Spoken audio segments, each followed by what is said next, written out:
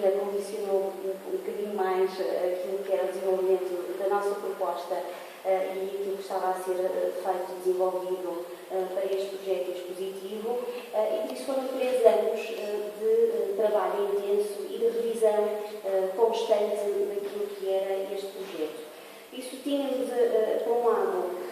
esta questão que era a limitação do próprio espaço edificado, e também tínhamos uma outra circunstância, que era o facto de não termos objetos, não termos artefactos. Nós estávamos a trabalhar aqui com uma investigação, uma produção de investigação teórica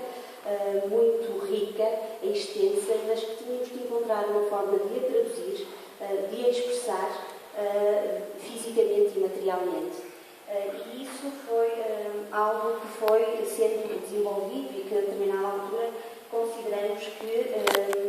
tinha que ser uma exposição que, se